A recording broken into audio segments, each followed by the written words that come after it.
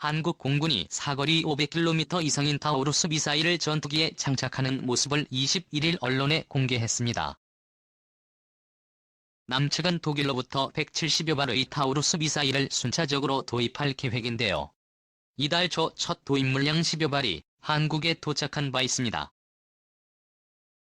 서울에서 박성욱 기자가 보도합니다. 장거리 공대지 유도 미사일 타우루스가 남측 공군에 배치됐습니다. 남측 공군은 21일 대구 공군기지에서 타우루스 전력화를 기념하는 행사를 갖고 북측의 도발 징후를 포착하는 즉시 강력하게 응징하겠다고 다짐했습니다. 사거리 500km 이상인 정밀 타격 미사일을 전력화한 것은 아시아 최초라고 남측 국방부는 밝혔습니다. 이로써 남측 공군은 대전 상공의 전투기에서 평양의 핵심 시설을 정밀 타격할 수 있게 됐다고 군 관계자는 설명합니다. F-15K 전투기에 타오른 사드 미사일을 실제 장착하는 모습을 처음 공개한 이날 행사에서 정경두 공군 참모총장은 타우루스 미사일을 전력화함으로써 우리 공군은 평시 북한의 도발에 대한 억제 효과와 함께 전시 적중심에 위치한 전략 표적을 정확히 공격할 수 있는 강력하고 정밀한 타격 능력을 갖추게 됐다고 평가했습니다. 또한 정 총장은 확고한 군사 대비 태세 유지에 더욱 만전을 기하는 한편 적이 도발해온다면 다시는 그릇된 생각을 갖지 못하도록 단호하고 철저하게 응징할 것이라고 강조했습니다. 타우러스는 길이 5m, 높이 평점 6.3m, 폭 3.2m로 전체 무게는 3,816파운드입니다.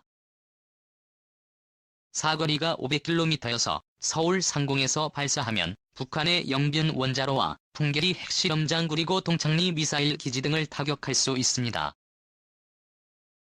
최대 6m 2개의 콘크리트를 뚫을 수 있는 파괴력을 갖춘 타우루스 미사일은 타격 지점 오차 범위가 3m 이내에 불과할 정도로 정확도가 높은 데다 스텔스 기술이 적용돼 북측 레이더망이 탐지하기 어려운 것으로 알려졌습니다.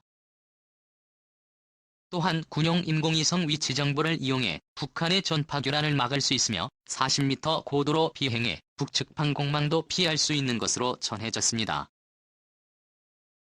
남측 공군은 북한의 핵과 미사일 위협에 대응하기 위해 2013년 타우루스 도입을 결정했으며 2018년까지 총 170여 발을 독일에서 순차적으로 도입해 전력을 증강할 예정입니다. 북이 검내는 한국 공군의 히든카드 타우루스 한동안 민족 공조와 우리 민족끼리를 강조하던 북한이 남북 고위급 회담을 며칠 앞두고 돌연 여러 매체를 이용해 연일 남한에 대한 비난에 열을 올리기 시작했다. 북한은 지난 24일 대외 선전용 매체 우리민족끼리 논평 25일 관영 매체 노동신문 정세론 해설 26일 대외 선전용 매체 조선의 오늘 기사를 통해 연일 우리 군의 전력 증강 사업을 문제 삼으며 비난의 수위를 높이고 있다. 이들 세 개의 매체에서 공통적으로 문제를 제기한 무게는 바로 우리 공군이 도입 중인 최신형 공대지 미사일인 타우스였다.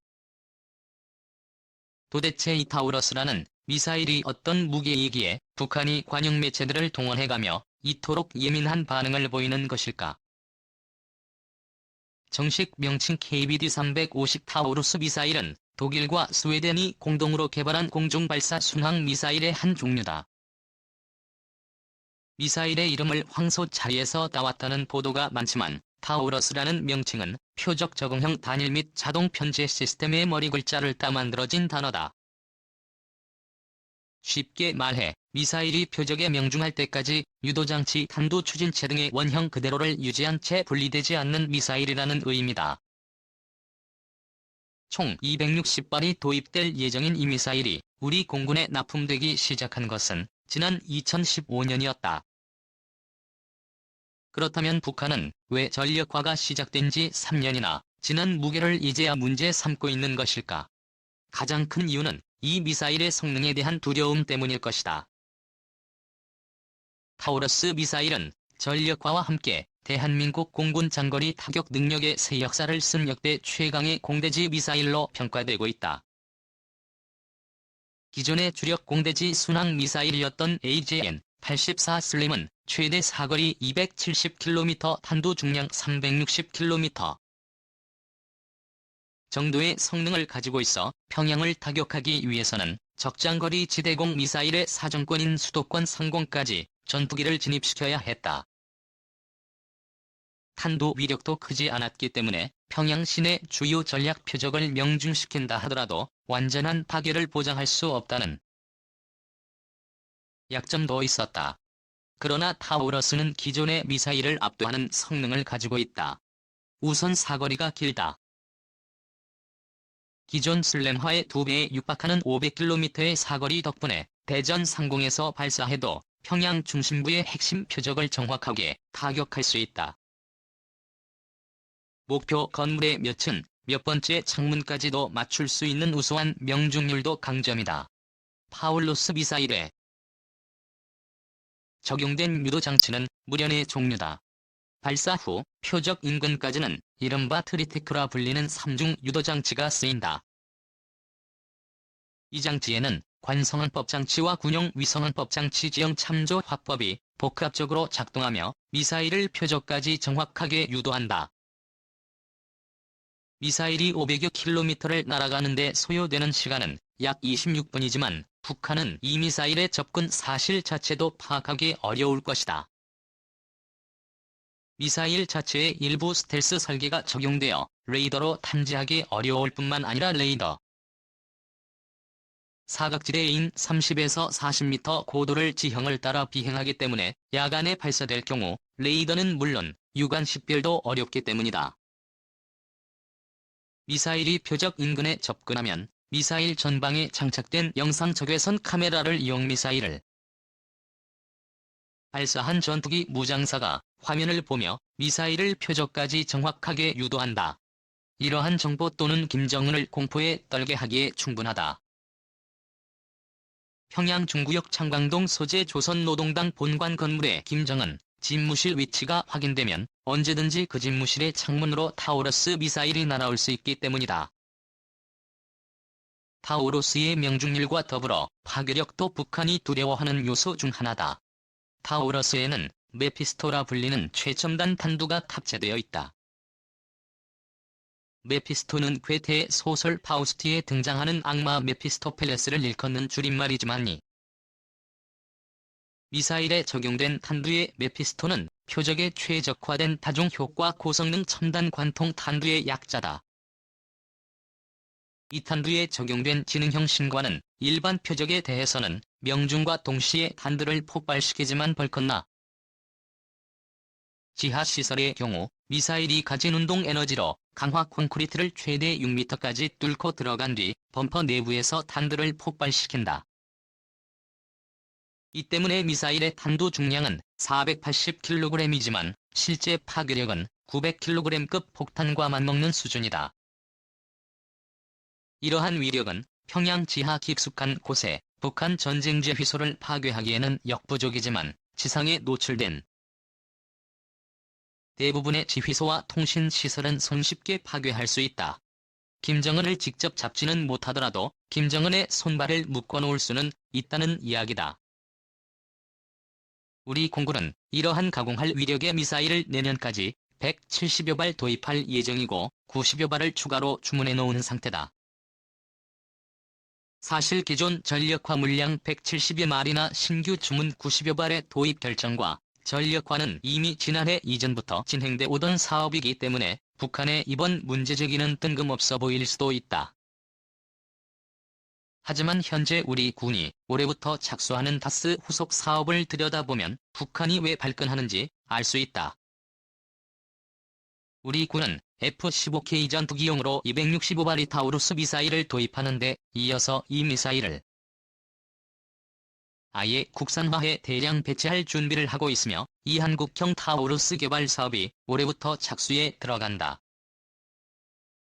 한국형 타우러스는 기존형보다 다소 작고 가벼워지며 사거리도 400km 정도로 줄어들 예정이지만 무게가 가벼워진 덕분에 KTF-16이나 F-20 차기 전투기 개인의 투입 수에도 탑재가 가능해진다. 바꿔 말하면 이러한 장거리 미사일을 발사할 수 있는 전투기가 60대에서 400대 이상으로 늘어난다는 말이다. 남조선 공군이 휴전선 근처로 오지도 않고 멀리서 초정밀 장사정 미사일을 대량으로 발사할 수 있는 전투기를 300여 대나 보유하게 된다는 것은 북한 입장에서는 문자 그대로 재앙이다. 북한이 회담을 앞두고 관영 매체를 동원해 연일 비난의 수위를 높여가는 이유도 바로 이 때문이다. 북한이 두려워하는 것이 무엇인지 알았다면 이제 우리는 협상에서 이 카드를 쓸 차례다. 진정한 협상력은 결국 군사력 우위의 바탕에서 나오는 것이기 때문이다. 우리 공군이 장거리 공대지 미사일 타우루스 160여 발을 들여온 가운데 한국형 타우루스 미사일 프로젝트인 장거리 공대지 유도탄 개발 사업이 한창인 것으로 알려졌다. F-15회의 주력 전투기에 타우루스를 장착한 것에 현재 개발하고 있는 한국형 전투기 차기 버전에도 북한 전역을 타격권으로 하는 정밀 유도 미사일로 탑재한다는 의미다. 25일 군에 따르면 군은 2013년 타우루스 170발 도입 계약을 맺고 순차적으로 도입하는 한편 2016년에는 암발을 추가 구매하기로 하고 계약 체결을 추진해왔다. 유럽 방산업체가 생산하는 타우루스는 사거리 500km 이상의 미사일로 핵심 표적을 정밀 타격할 수 있다. 또 2016년에는 한민구 국방부 전 장관 주재로 열린 제98회 방위사업 추진위원회에서 장거리 공대지 유도탄 사업을 심의 의결했다. 장거리 공대지 유도탄 사업은 타우루스급의 무기체계를 2020년 이후 확보하는 사업이다. 연구 개발은 국방과학연구소가 주관한다. 탐색 및 체계 개발에 3천억 원 양산에 5천억 원 등 총 8,100억 원의 예산이 투입된다. 2030년까지 총 200여 발을 생산할 계획이다. 군 당국은 국산 다연장 로켓 전문화 지대지 미사일 등을 개발하는 과정에서 얻어진 축적된 기술로 충분히 개발이 가능하다고 판단하고 있다. 우리가 개발 목표로 하는 장거리 공대지 유도탄은 독일 제타버루스 미사일이다. 타우루스는 길이 1m, 사거리 500km 이상이다. 전체 중량은 1400kg으로 이중 탄두의 무게가 480kg이다. 40m 고도로 비행하기 때문에 북한 방공망을 피할 수 있고 스텔스 기술이 적용돼 정리대에 포착되지 않는다. 상용 GPS 대신 암호화된 군용 GPS를 장착해 전파 교란이 있더라도 핵심 시설을 정확하게 찾아가 이를 파괴한다. 특히 최대 6m의 강화 콘크리트를 관통한 이후 폭발하는 시스템을 갖추고 있다. 탄두를 폭발시켜야 할 지점을 자동 계산하는 공간 감지 센서가 장착돼 있어서다. 이와 함께 영상기반 항법 지형 참조 항법 관성 항법은 3중 항법 장치가 탑재돼 있어 적지역 영상을 촬영해 아군 기지로 전송하는 역할도 한다. 우리 군이 처음으로 도입한 타우루스 175발은 공군 제11전투비행단에 배치됐다. 타우루스는 연내에 우리 공군의 주력 전투기인 F-15K 전투기에 장착돼 킬체인의 핵심 무기 역할을 할 예정이다. 공군 관계자는 타우루스가 실전 배치되면 북한 영공에 들어가지 않고 북한 전역에 대한 초정밀 타격이 가능해진다면서 F-15K가 기지를 이륙해 동해나 수도권 이남에서 북한 미사일 기지를 파괴할 수 있다고 말했다.